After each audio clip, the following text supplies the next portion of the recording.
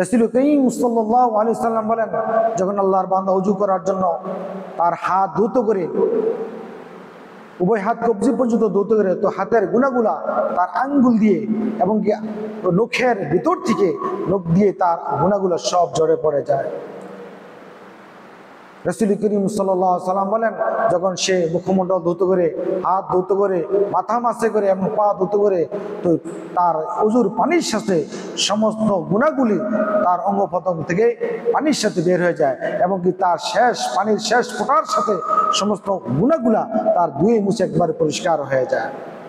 রাসূল করিম সাল্লাল্লাহু আলাইহি সাল্লাম বলেন, যখন সে ওযু করার পর তার দিলকে, তার মনকে আল্লাহর দিকে ধাবিত করে, আল্লাহর দিকে মনোনিবেশন করে, আল্লাহ রাব্বুল আলামিন তাকে এইভাবে পবিত্র করে দেন, এমন পবিত্র করে দেন, গুনাহ থেকে এরকমভাবে নিষ্পাপ করে দেন, যেরকম সে তার মায়ের গর্ভ থেকে দুনিয়াতে ভূমিষ্ঠ হয়েছিল, যেরকম নিষ্পাপ হয়ে, ঠিক তেমনিভাবে তাকে আল্লাহ পাক ওইরকম নিষ্পাপ করে দেন। সুবহানাল্লাহ।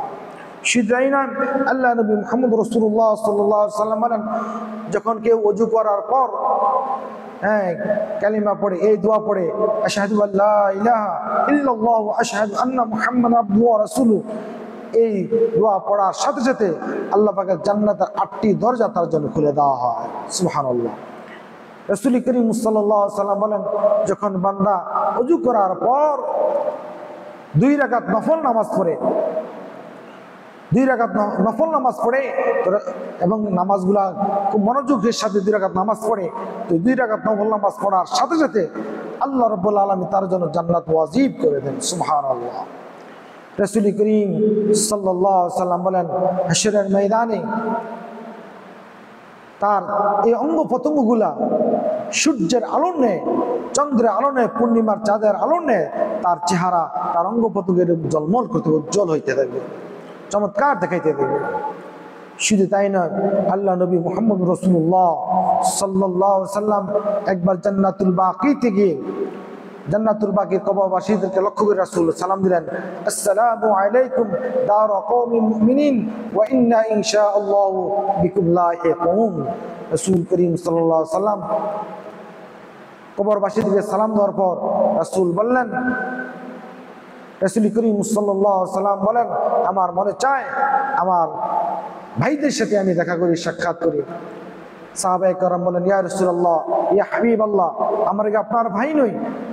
রাসূল করিম সাল্লাল্লাহু আলাইহি সাল্লাম বলেন, না, তোমরা আমার ভাই নাও, বরং তোমরা হলে আমার আসহাবী, তোমরা আমার সাথী, তোমার সঙ্গী, তোমার আমার বন্ধু, কিন্তু তোমরা আমার ভাই নাও।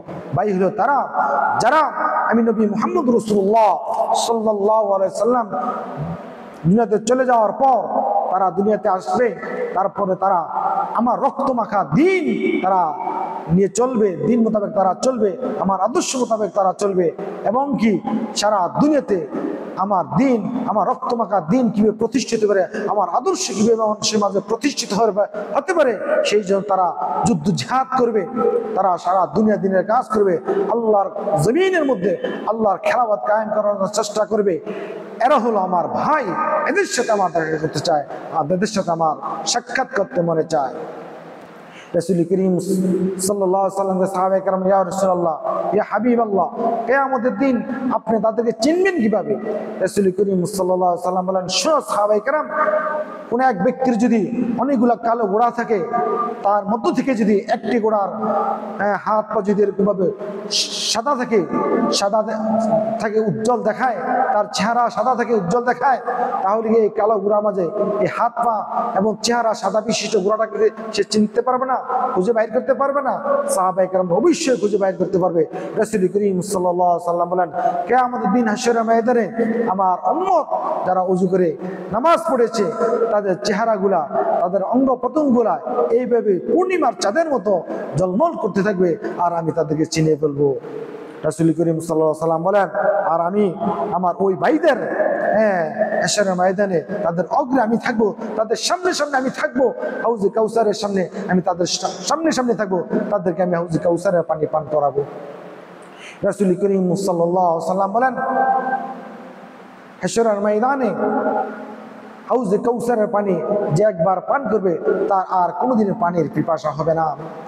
আল্লাহ নবীর আদর্শ মোতাবেক যারা চলবে, রাসূলের সুন্নাত মোতাবেক যারা চলবে, রাসূলের আদর্শ মোতাবেক যারা চলবে, তারাই হাশরের ময়দানের রাসূলের হাউজে কাউসারের পানি থেকে পান করবে।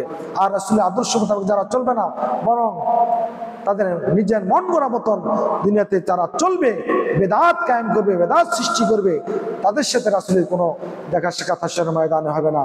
তাদের ওই বেদাত যারা সৃষ্টি করেছে, শিরক বেদাত যারা প্রতিষ্ঠিত করেছে, তারা যখন কিয়ামতের দিন হাউজে কাউসারের পানি পান করার জন্য অগ্রসর হবে, ফেরেশতারা তাদের সম্মুখে দিয়ে এরকম পর্দা ফেলে দিবে। রাসূল বলেন, হে ফেরেশতারা, আমার উম্মতকে আসতে দাও। ফেরেশতারা, ইয়া রাসূলুল্লাহ, ইয়া হাবিবাল্লাহ, এরা আপনার সত্যিকার উম্মত নয়। তারা তো আপনি চলে আসার পর তারা দুনিয়াতে আপনার দিনকে, আপনার রক্তমাখা দিনকে তারা পরিবর্তন করে, তারা দিনের মধ্যে বেদাত সৃষ্টি করে নতুন নতুন বিভিন্ন জিনিস আবিষ্কার করে তারা মানুষের মাঝে, মূর্খ মানুষ মাঝে, সমাজের মধ্যে তারা নিজকে প্রতিষ্ঠিত করার জন্য, মানুষ কাছে সম্মানিত হওয়ার জন্য নতুন নতুন জিনিস আবিষ্কার করছে। তারা আপনার উম্মত নয়। তখন রাসূল সাল্লাল্লাহু আলাইহি সাল্লাম বলেন, সুহকান সুহকান, দূর হও দূর হও দূর হও দূর হও। নাউযুবিল্লাহি মিন যালিক। সুতরাং আমরা রাসূল করিম সাল্লাল্লাহু আলাইহি সাল্লামের আদর্শ মোতাবেক আমরা চলার চেষ্টা করব। 5 ওয়াক্ত নামাজ পড়ব, ওযু করব। ওযু একটা মুসলমানদের অনেক বড় অস্ত্র, অনেক বড় হাতিয়ার। যে মুসলমান ওযুর সাথে থাকে, আল্লাহর মহব্বত ভালোবাসা তার সাথে থাকে। ওযুর মাধ্যমে হাশরের ময়দানে যেরকম মানুষের চেহারা উজ্জ্বল হবে, হাত পা উজ্জ্বল হবে, দুনিয়াতে তার চেহারা উজ্জ্বল হবে, সুন্দর হবে। শুধু তাই নয়, আল্লাহ নবী মুহাম্মদ রাসূলুল্লাহ সাল্লাল্লাহু আলাইহি সাল্লাম বলেন, ওযুর সময় যারা তার অঙ্গ প্রত্যঙ্গ একটু বাড়িয়ে বাড়িয়ে ধুত করবে, অতটুকু পর্যন্ত তার উজ্জ্বল হইতে থাকবে। এমনকি হাশরের কিয়ামতের দিন তার এই অঙ্গ প্রত্যঙ্গগুলোর মধ্যে তারা অলংকার পরিধান করবে।